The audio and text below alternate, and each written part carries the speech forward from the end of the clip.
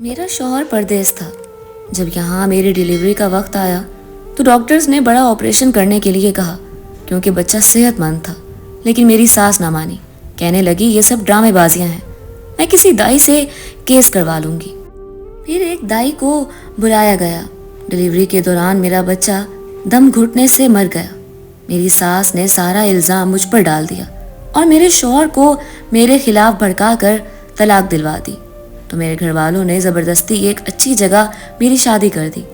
دوسری شادی کے بعد میں پھر سے حاملہ ہوئی تو شوہر مجھے ہسپتال لے کر گیا، مگر یہ دیکھ کر میرے سر پر آسمان گر گیا۔ تکلیف کی شدت نے میرے حواس گم کر دیے تھے، مجھے کسی بھی چیز کا ہوش نہیں تھا۔ میرا شوہر مجھے بار بار تسلی دے رہا تھا، وہ خود بھی پریشان ہو چکا تھا۔ گاڑی ڈرائیو کرنے کے ساتھ ساتھ وہ بار بار میرا ہاتھ پکڑتا اور صبر کرنے کی تلقین کرتا۔ اس کا اپنا چہرہ بھی رونے جیسا ہو رہا تھا۔ میرے شوہر کا بس نہیں چل رہا تھا کہ وہ میری ہر تکلیف کو ختم کر دے اور میرا سارا درد لے لے۔ گاڑی کی پچھلی سیٹ پر بیٹھی میری ساس بھی مجھے بار بار تسلی دے رہی تھی، مگر اس عورت کے چہرے کی طرف دیکھ کر ہی مجھے خوف آ رہا تھا، کیونکہ پچھلے حمل کا تجربہ میرے لیے بہت ہی تلخ ثابت ہوا تھا۔ میرا شوہر میرے پاس نہیں تھا۔ تب ساس کی وجہ سے میں نے نہ صرف اپنی اولاد کھوئی تھی بلکہ زندگی میں بہت زیادہ ٹھوکریں بھی کھائی تھی۔ میری درد کی وجہ سے جو حالت خراب تھی، ساس کی طرف دیکھ کر مجھے اور بھی خوف آ رہا تھا۔ میں نہیں چاہتی تھی کہ وقت اور حالات ایک بار پھر سے خود کو دہرائیں اور میں ان سب تکلیف سے دوبارہ گزروں جنہیں میں اپنے ذہن سے ابھی تک نکال نہیں پا رہی تھی۔ اور اب ایک بار پھر سے یہ تکلیف برداشت کرنے کی مجھ میں ہمت بالکل نہیں تھی۔ انتظار کے لمحات ختم ہوئے اور ہم ہاسپٹل پہنچ گئے۔ جو ہی میرے شوہر نے گاڑی کا دروازہ کھول کر مجھے سہارا دے کر گاڑی سے باہر نکالا تو میرے سر پر آسمان ٹوٹ پڑا۔ دنیا مجھے اپنے ارد گرد گول گول گھومتی ہوئی محسوس ہوئی۔ کچھ تکلیف کی شدت تھی اور کچھ آنکھوں دیکھے پر یقین نہ آنے کا صدمہ ایسا تھا کہ میں بالکل ہی نیم مردہ ہوتی جا رہی تھی۔ میں بھاگتے ہوئے اس شخص کی طرف لپکی تھی اور اس کا رخ کھینچتے ہوئے اپنی طرف کیا تھا، جبکہ اس شخص نے مجھے پہچاننے کے بعد جو انکشاف مجھ پہ کیا تھا اسے سن کر تو میں بالکل ہی بے جان ہوتی جا رہی تھی۔ میں قدم آگے بڑھانا چاہتی تھی، اس شخص کی بات کی تصدیق کرنا چاہتی تھی، لیکن میری طبیعت اس بات کی اجازت ہرگز نہیں دے رہی تھی۔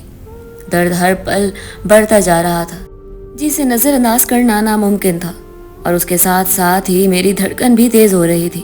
مجھے سمجھ نہیں آ رہی تھی کہ میں کیسا رد عمل دوں۔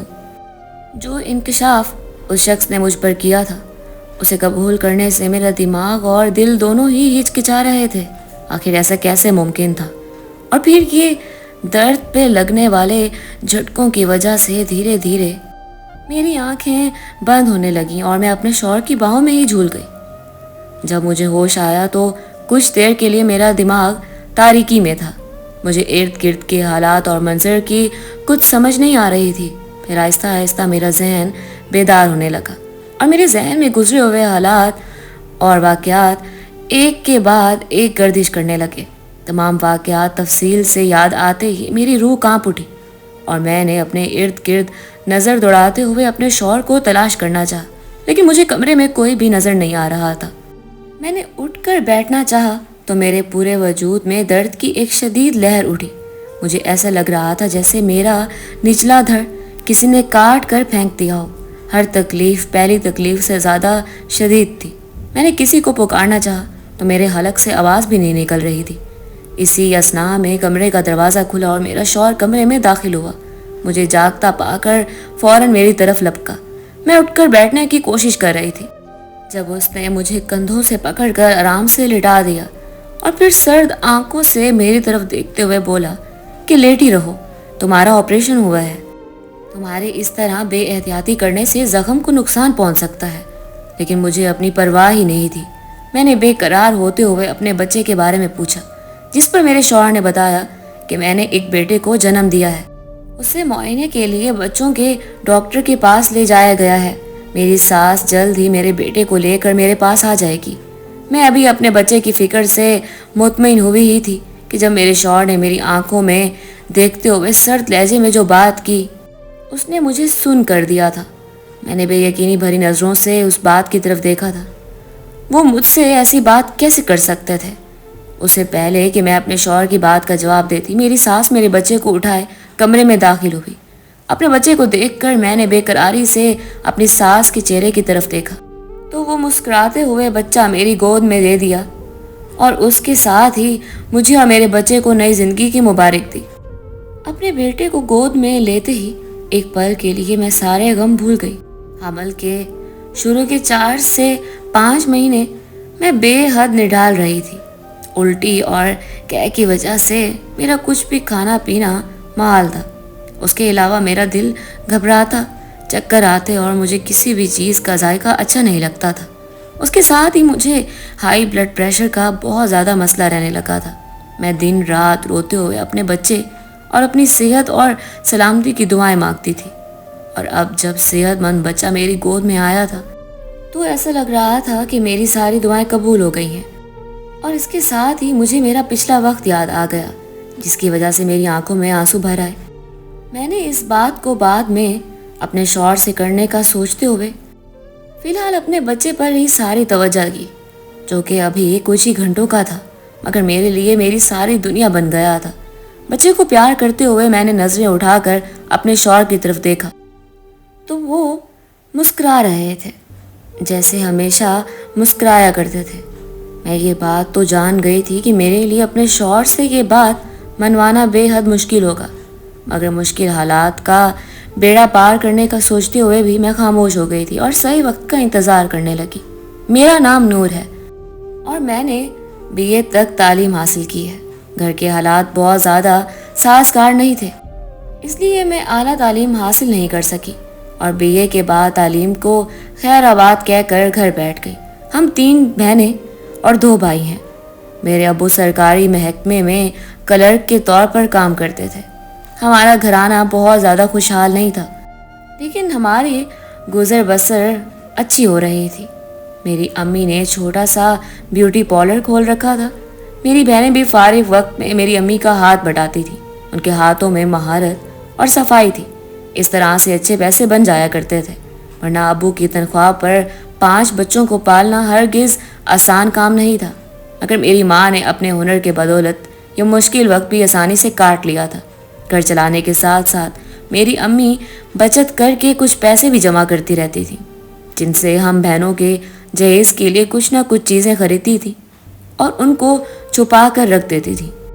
میری امی ہم بہنوں کی شادیاں جلد و جلد کر دینا چاہتی تھی۔ مجھ سے بڑی 2 بہنوں کے رشتے خاندان میں طے تھے۔ ایک میرے چچا کے بیٹے سے منسوب تھی، جبکہ دوسری ماموں کے بیٹے سے۔ دونوں کا رشتہ ان کی پسند سے ہوا تھا۔ بھائی مجھ سے چھوٹے تھے، اس لیے ابھی صرف پڑھائی کر رہے تھے۔ امی چاہتی تھیں کہ وہ پڑھ لکھ کر کسی قابل ہو جائے۔ بڑی بہنوں کی شادی کی تاریخیں طے کی گئیں تو اچانک ابو کو ہارٹ اٹیک آیا اور وہ خالق کے حقیقی سے جا ملے۔ یہ سب ہمارے لیے ایک بڑا دھچکا تھا۔ 2 مہینے بعد بہنوں کی شادیاں تھیں اور اچانک ہی اتنا بڑا صدمہ سہنا پڑا۔ امی نے جیسے تیسے خود کو سنبھال لیا، شادی کی تاریخ آگے بڑھانے کے لیے کہا تو میری امی نے منع کر دی اور کہا کہ وہ سادگی سے میری بہنوں کی رخصتی کر دیں گی۔ پھر 2 مہینے بعد ہی میری بہنیں رخصت ہو کر اپنے سسرال چلی گئیں۔ دونوں بھائیوں نے پڑھائی کے ساتھ ساتھ پارٹ ٹائم جاب کرنا شروع کر دی، جبکہ میں گھر کے کام کاج سنبھالنے لگی اور اس کے ساتھ ساتھ فارغ وقت میں پارلر میں امی کا ہاتھ بھی بٹا دیتی تھی۔ امی اپنی عدت کے دن گزار رہی تھی اور اس کے ساتھ ہی باپردہ حالت میں رزق حلال بھی کما رہی تھی۔ ابو کے بعد کام چھوڑنا تو ان کے لیے اور بھی مشکل ہو گیا تھا، کیونکہ بھائی صرف اتنا ہی کما پاتے تھے جس سے وہ اپنی پڑھائی کا خرچ پورا کر سکیں یا تھوڑا بہت گھر کے خرچ میں ہاتھ بٹا سکیں۔ اب میری امی جلد و جلد میری شادی بھی کر دینا چاہتی تھی۔ ابو کی موت سے ان کے دل میں ایک عجیب قسم کا ڈر بیٹھ گیا تھا کہ شاید وہ بھی جلد ہی اس دنیا کو چھوڑ جائیں گی، اس لیے وہ چاہتی تھی کہ جلد و جلد اپنی اولاد کو کسی مقام پر پہنچا دیں۔ امی نے رشتے کروانے والی عورت سے میرے رشتے کے لیے کہہ دیا اور اس کے ساتھ ساتھ میری بہنوں کو بھی کہہ دیا تھا کہ وہ اپنے سسرال اور جانے والوں میں میرے لیے رشتہ ڈھونڈیں۔ خاندان میں میرے جوڑ کا کوئی ایک بھی لڑکا نہیں تھا، کچھ شادی شدہ تھے اور کچھ مجھ سے عمر میں کافی زیادہ چھوٹے تھے۔ कुछ दिन बाद रिश्ता करवाने वाली ने एक रिश्ते के बारे में बताया तो मेरी अम्मी ने फौरन ही हाँ कर दी। लड़का दुबई में जॉब करता था, उनका घर बार अच्छा था, खानदान भी ज़्यादा बड़ा ना था, सिर्फ एक माँ और एक शादीशुदा बहन ही थी। जैसे रिश्ते लड़की वाले ढूंढ ढूंढ कर थक जाते हैं, वो पहली बार में ही मेरी अम्मी को पसंद आ गया था। रिश्ता करवाने वाली आंटी ने खानदान की खूब तारीफ की थी और अम्मी को यकीन दिलाया था कि आपकी बेटी राज करेगी। मेरी बहनों ने भी इस रिश्ते के लिए दिल से रजामंदी दे दी और इसी तरह मेरी मंगनी के बाद फौरन ही मेरी शादी कर दी गई, क्योंकि मेरा शौहर दुबई से छुट्टी लेकर स्पेशल शादी करने के लिए आया हुआ था। मेरे शौहर का नाम वकास था और मैं उसके साथ खुशगवार जिंदगी गुजार रही थी। वो 3 महीने की छुट्टी पर आया था और ये 3 महीने कैसे पर लगा कर उड़ गए, मुझे इस बात का अंदाज़ा भी ना हो सका। मेरे शौहर के वापस जाने का दिन आ पहुंचा। मैं बहुत उदास थी। उसका दूर जाना मुझे अंदर से गमगीन कर रहा था। इन 3 महीनों में उसने मुझे बेहद खुश रखा था, बहुत ज़्यादा प्यार दिया था, मेरे मुंह से निकलने वाली हर ख्वाहिश को पूरा किया था। मेरी माँ भी मुझे खुश और आसूदा हाल देखकर मुतमईन थी और मेरी बहनें भी मेरी नज़र उतारते नहीं थकती थी। उन सबका कहना था कि मेरा नसीब उन सब से तेज़ निकला और मुझे एक बेहतरीन शख्स मिला। वकास की जुदाई मुझे गमगीन कर रही थी। उसके बगैर रहने का सोच कर ही मेरी जान निकल रही थी, जबकि वकास भी मुझे छोड़कर जाते हुए काफ़ी उदास थे। वकास ने मुझसे वादा किया कि वो जल्द से जल्द मेरे पेपर्स बनवा कर मुझे भी अपने साथ ले जाएंगे। कुछ दिन तो मेरे काफ़ी उदासी की हालत में ही गुजरे। मेरी सास भी मेरा दिल बहलाती रहती थी, फिर मैंने खुद भी खुश रहने की कोशिश शुरू कर दी। वकास की जब भी कॉल आती तो हम ढेरों बातें करते। वकास मेरी सास से थोड़ी देर बात करने के बाद मुझसे बात करना शुरू होते तो फिर घंटों हम एक दूसरे में मगन रहते थे और शायद यही बात मेरी सास से बर्दाश्त नहीं हो रही थी। और मैं नहीं जानती थी कि वकास का अपनी माँ को थोड़ा सा नज़रअंदाज करना मेरी ज़िंदगी को इस कदर मुश्किल बना देगा। अगर मुझे इस बात का ज़रा भी अंदाज़ा होता तो कभी भी ऐसा ना होने देती। बहरहाल 1 महीना गुजरा, मेरी तबीयत बहुत अजीब होने लगी। कुछ भी खाने पीने का दिल नहीं करता था। चक्कर आते। जब मैंने अपनी सास को ये सब बताया तो वो खुश होकर मुझे डॉक्टर के पास ले गई, जहाँ पर डॉक्टर ने खुशखबरी सुनाई कि मैं माँ बनने वाली हूँ। ये बात सुनते ही मेरी सास के पैर ज़मीन पर नहीं टिक रहे थे। घर आकर फौरन उसने कॉल करके मेरे शौहर को मुबारकबाद दी और बताया कि वो बाप बनने वाला है। बाप बनने की खुशखबरी सुनते ही मेरे शौहर ने मुझसे बात करने की फरमाइश की। मेरी सास अभी मेरे शौहर से बात करना चाहती थी। वो अपनी दादी बनने की खुशी शायद मेरे शौहर से बांटना चाहती थी, लेकिन मेरे शौहर को मुझसे बात करने की जल्दी थी, इसलिए उन्होंने बार बार इसरार किया कि वो मुझसे बात करवाएं। इस तरह मेरी सास बुझे हुए दिल के साथ मुझे मोबाइल पकड़ाकर चली गई। थोड़ी देर बात करने के बाद मैंने अपने शौहर को मेरी सास से बात करवाने के लिए कहा। मैं मोबाइल पकड़ाने अपनी सास के कमरे में गई तो मेरी सास सो रही थी, इसलिए मैं चुपचाप वापस आ गई। मेरे शौहर ने मेरे पेपर्स बनवा लिए थे और मुझे अपने पास बुलाने लगे थे, लेकिन डॉक्टर्स ने मेरी तबीयत खराबी की वजह से सफ़र करने से सख्ती से मना कर दिया था। तो मेरे शौहर ने कहा कि वो बच्चे की पैदाइश के बाद हम दोनों को ही बुला लेंगे। उसके साथ ही उसने दुबई से मेरे और बच्चे के लिए ढेरों गिफ्ट भेजे। मैंने अपनी खुशी में ध्यान ही नहीं दिया और मेरी सास का रवैया मेरे साथ अजीब से अजीब तर होता चला गया। मैंने इस बात का जिक्र अपनी माँ से किया तो मेरी माँ ने मुझे चुप रहने की तलकीन की और कहा कि जैसे भी हालात हैं खामोशी से बर्दाश्त करो। तुम्हारा शौहर अच्छा है, बच्चे की पैदाइश के बाद वो तुम्हें अपने पास बुला लेगा। जैसे तैसे ये मुश्किल वक्त काट लो। इसलिए मैं भी खामोश हो गई। सास के हर बुरे सलूक का जवाब मैं खामोशी से देने लगी।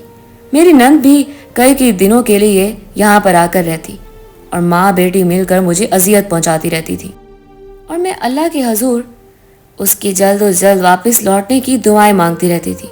दिन गुजरते चले गए और मेरा 9वां महीना शुरू हो गया। 9वें महीने तक मेरी तबीयत बेहद ख़राब रहने लगी थी। मुसलसल ज़हनी अजियत में रहने की वजह से मेरा ब्लड प्रेशर बहुत हाई रहने लगा था और फिर बच्चे की पैदाइश का दिन भी आ गया। मेरी दर्द से बुरी हालत थी। मुझे किसी भी बात का होश नहीं था कि मैं कॉल करके अपनी माँ को बुला लूँ।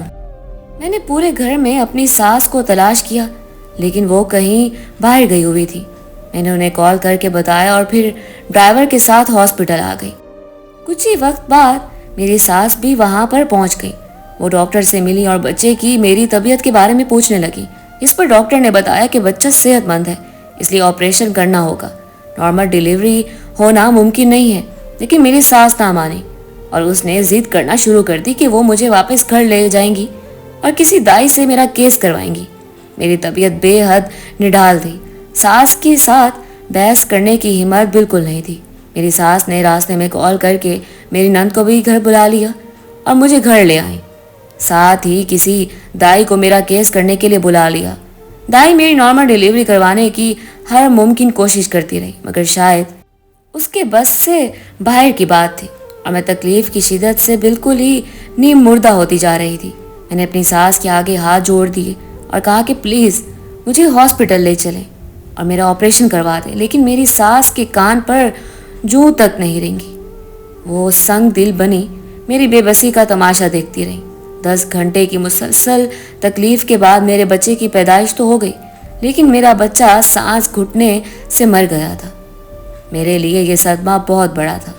मैं अपने शौहर को बताना चाहती थी, लेकिन उससे पहले मैं अपने शौहर से बात करती। मेरी सास ने रोते हुए मेरे शौहर को फ़ोन कर दिया और सारा इल्ज़ाम मुझ पर डाल दिया।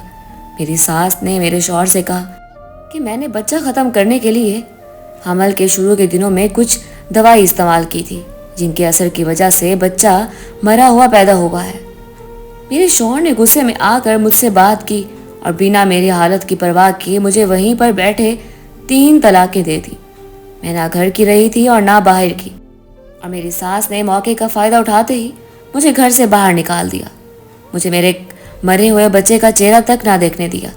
पैदाइश के वक्त मैं बेहोश हो चुकी थी और जब होश आया तो शौहर से तलाक जैसे अल्फाज सुने, और जब बच्चे का चेहरा देखना चाहा तब भी मेरी सास ने मुझे मेरे घर से निकाल दिया। मेरी सास ने मेरे मायके वालों को फ़ोन किया और वो मुझे इसी हालत में उठाकर घर ले गए। ये तकलीफ़ सहना मेरे लिए बहुत मुश्किल था, मगर अल्लाह ताला वक्त के साथ साथ इंसान को सब्र दे देता है। मुझे भी सब्र आ गया था, लेकिन मैं हमेशा अपनी सास और नंद को बददुआएं ही देती रहती थी। मैं हर वक्त गमगीन रहती थी। कुछ और वक्त गुजरा तो मेरी अम्मी ने एक बार फिर से मेरे लिए रिश्ता तलाश करना शुरू कर दिया। मैं जवान थी और अभी ना जाने कितनी ज़िंदगी बाकी थी। इस तरह तलाक याफ्ता का धब्बा माथे पर लगाकर मैं कब तक जीती रहती। कल को ना जाने भाभियाँ किस मिजाज की मिलती। मेरी अम्मी मुझे हर वक्त समझाती, लेकिन मुझ में दूसरी शादी करने की बिल्कुल हिम्मत नहीं थी। अम्मी मुझे हर वक्त कहती कि दूसरी शादी करना कोई बुराई नहीं है, मगर फिर ज़बरदस्ती एक अच्छी जगह मेरे घर वालों ने मेरी शादी कर दी। शुरू में मेरी सास और शौहर का रवैया मेरे साथ बेहद अच्छा था। मेरा शौहर गवर्नमेंट मुलाजिम था, तनख्वाह अच्छी थी। उसकी भी पहली बीवी मर चुकी थी, जिसमें से कोई बच्चा नहीं था। शादी के 1 महीने बाद ही मैं दोबारा हामला हो गई, मगर अब मुझे आने वाले वक्त से बेहद खौफ आता था और अपनी सास को देखकर मैं सहम जाती थी। मेरी अम्मी ने मेरी सास से कुछ भी नहीं छुपाया था, सब कुछ उन्हें बता दिया था। मेरी सास भी मेरी अजियत को समझती थी, इसलिए वो मेरे साथ हमेशा नरमी से पेश आती थी और कभी भी मेरे रवैये की शिकायत मेरे शौहर से नहीं करती थी। हमल का 9वां महीना शुरू हुआ तो मुझे फिर से दर्द होने लगा। मैं डरते डरते अपनी सास और शौहर के चेहरों की तरफ देख रही थी जब उन्होंने बहुत मोहब्बत से मुझे गाड़ी में सवार किया और हॉस्पिटल ले गए। मेरे सारे वहम दूर होने लगे, मगर फिर अस्पताल के दरवाजे पर मेरी नज़र अपने पहले शौहर पर पड़ी तो न जाने क्यों मेरी आंखें भरी और उसका रवैया शिद्दत से याद आने लगा। वो भी मुझे पहचान चुका था। इसे तेज़ी से मेरी तरफ बढ़ा और उसके बाजू में 2 साला बच्चा भी था जो उसने मेरी तरफ बढ़ा दिया और कहने लगा, ये तुम्हारा बेटा है, ये मरा नहीं था, जिंदा था। मेरी माँ ने तुमसे झूठ बोला था। और अब मेरी माँ खुद भी जिंदगी और मौत की कश्मकश में है। मैं बेहद शर्मिंदा हूँ, मुझे माफ़ कर दो। अगर तुम चाहोगी तो मैं अपने बेटे की कस्टडी भी तुम्हें दे दूंगा। बस मेरी माँ को माफ़ कर दो और उसके साथ मुझे भी माफ़ कर दो। हम सब भी तुम्हारे गुनाहगार हैं। मेरी बहन का बच्चा दम घुटने की वजह से मर चुका है। जैसा झूठ मेरी माँ ने तुम्हारे साथ बोला था, बिल्कुल वैसे ही उसकी अपनी बेटी के साथ हुआ है।